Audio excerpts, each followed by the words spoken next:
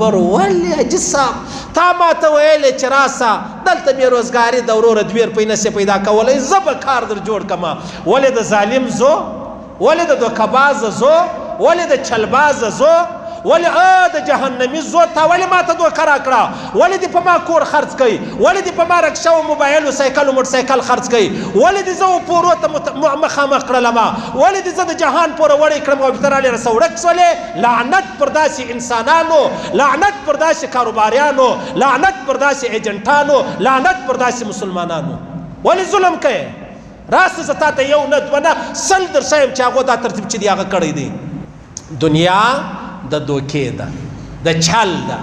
ډېر موږ وینو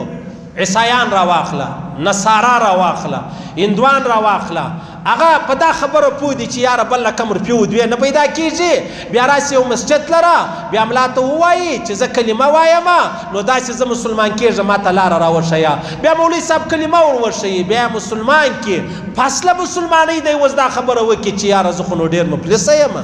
زه خو ډېر غریب یم بیا دی راولاړ شي بیا راشي پر مسجدانو ګرځي زه پرون مسلمان شولم زما برادرۍ زه د کوره پسې واخیستلم نو لهذا ډېر غریب یم تاسو ما ته دومره روپۍ راکئ یا له ما سره احسان وکړئ بیا خلک چاندې ورکوي نو دا اصلي حقیقت کې یو خو ایمان دی اسلام دی د هېڅ چا پر ایمان او پر اسلام باندې به موږ شک و شبه نه کوو او بله خبره دا ډېر داسې دي چې هغه د دې خبرې دپاره چې راسه زه به په ظاهره اسلام راوړم بیا به پر مسلمانانو پر کورو پر مسجدانو ګرځم بیا به ما ته روپۍ راکوي دا دوکهبازه دی دا مسلمان نه دی دا دوکهبازه دی دا مسلمان نه دی چې مسلمان دوکه کوي نو هندو به ولې نه کوي عیسایي او یهودي به ولې نه کوي هغه څنګه هغه دا مسلمانان کمه دوکه کوي مسلمانان دوکه کمه کوي هر مسلمان له منبره مولوي صاحب راواخله بیا ځه تر هغه سیروزي او تر چلې او تر 4 میاشتې تبلیغي د هغه حاجي سره واخله چې هغه د عرفات پر میدان ولاړ و له هغه عمرې والا سره واخله چې هغه صفا مروه کوله هغه مطلب هغه حافظ و قاري راواخله هغه صوفي و حاجي صاحب راواخله ټول دوکهبازان په دوکه مې ژوند دی پر دوکه به ژوند تېروو پر دغه دوکه به موږ دوی ټوله مړو څنګه هغه دا ایو ملګری راته وایي دغه کله کله د بارسه خلک راشي د کینیډا سره راشي د استرالیا سره راشي د سعودي سره راشي د امارات سره راشي د پلانۍ د جرمني او د کومه ځای سره راشي بیا د لې ګرځي بیا د خپلو ملګرو یارانو قریبانو ته وایي و یاره داسې کاروبارونه دي زه به ستا ترتیب در برابر کما دومره روپۍ راکه قرار به دې بوځمه اقامه به در واخلم ویزه به در واخلم کار به در جوړ کړم کاروبار به در جوړ کړم دومره به تنخوا در کوي دومره به پلانۍ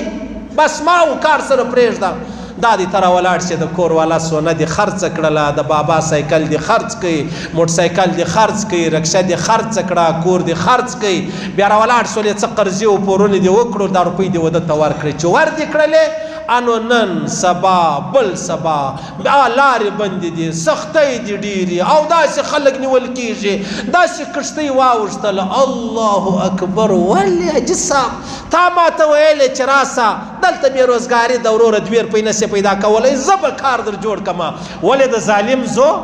ولې د دوکهبازه زو ولې د چلبازه زو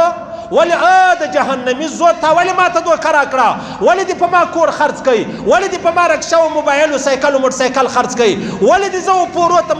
مخامخ کړلمه ولې دې زه د جهان پوره وړی کړم او بېرته رالې راسه ورک شولې لعنت پر داسې انسانانو لعنت پر داسې کاروباریانو لعنت پر داسې ایجنټانو لعنت پر داسې مسلمانانو ولې ظلم کوې راسه زه تا ته یو نه دوه نه 100 در ښیم چې هغو دا ترتیب چې دی هغه کړی دی نو هندو به ولې دوکه نه کوي هندو هم د دې مسلمانانو دوکه زده کړې ده چې هندو چې مسلمان دوکه کوي نو هندو بیا نه کوي خامخا بیا کوي او لازمي بیا کوي الله دې موږ له دوکو وساتي یا الله موږ له دوکو وساته یا الله موږ وساته د الله رسول فرمایي دوکهبازه ملعون دی ملعون د الله له جانبه له فرشتو له جانبه پر ده باندې لعنتونه اوري او عجبه دا ده دغه کله کله د موبایل د لارې سوي څوک تا دوکه کړي چې دوکه دې کې پخوا به قسطۍ په یادې داسې به ویلې ول داسې ستا په کور کې خزانه ده او داسې فلانی دی او داسې فلانی بیا به یو سړی رالی وروره دا 2 نمبر پیرانی دي دا غله ټګماران د ټګانو زامن دا برالو تا ته به ویلې ستا په کور کې خزانه ده نیم مشال داره نیم کلی وروره سرویس څک زده دلته خزانه ده انو خزانه نه وي خزانه ولا پیرانو خدای می تباک او ټګانو الله می تباک او د غلو زامنو الله می تباک اسلامي بدنامه کوي محمد رسول الله می بدنامه کوي حاجی امداد الله مهاجر مکی می بدنامه کوي راځه زموږ تر شیخانو تر پیرانو دا ټول بدنامه کړلو یو الکو اول مولوی صاحب ماته یو ډېر غټ پیر وویل ستی په کور کې خزانه ده قرار زرا ولاړ سو نو اچا ته غږ نه کوم نو مې کولنګ پیدا کړی دی بیلچه پیدا کړې ده نو اوس به کان راغواړم د ګلمنډۍ او د میزان نه پلانې او خزانه ده وروره پیر صاحب ویلې نو ورته وج جوړېدم الله خزانه ده نو خزانه خلک وبنس پیدا کوي دی خزانه در پیدا کوي نو ډېر چې دا واره د خبره په غور واره کډی چې مې ډېر وکیندې نو خو یم شی نو اخر مې پیر صاحب راوبلې پیر صاحب اوس هم ژوندی دلته کله ګرځي سلام علام کوي نو ما چې پیر صاحب راوغوښتم مال پیر صاحب خبره خو دا ده خبره نه ورسېده شی نه وسو څه چم وکم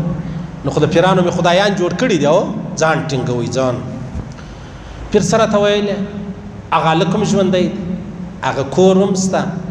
پیر صاحب محترم هم ژوندی دی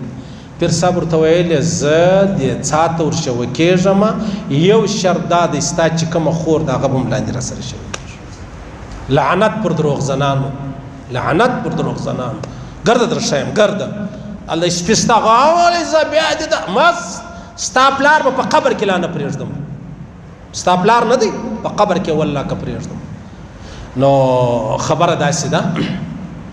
چې دا خبرې قشرو سولې دوکه ده نو دوکه بازي ده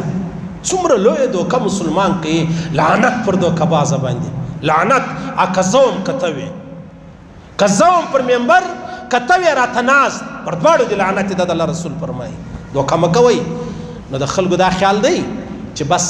پیسې مې پورته کړلې کار وسلو نمبر مې بدل کړئ جنې ورک سولم دی دې ما پیدا کوي الله اکبر زه دې نسم پیدا کولی د هغه لوی رب پر عرش باندې لیکلی غل د غله زوی دوکهباز د دوکهباز زوی جهنمي او د جهنمي زوی لیکلی دی قبر ته چې ورشوه شوې څه به کوې د حشرګاه میدان ته چې رالې څه به کوې پر پل صراط چې تېرېدې څه به کوې نه به زه یم نه به ته دوکهبازه خیال دې دا دی چې بس کار خلاص سلو ولاړ په لا اله الا الله محمد رسول الله کسي دوکه مه کوئ چل مه کوئ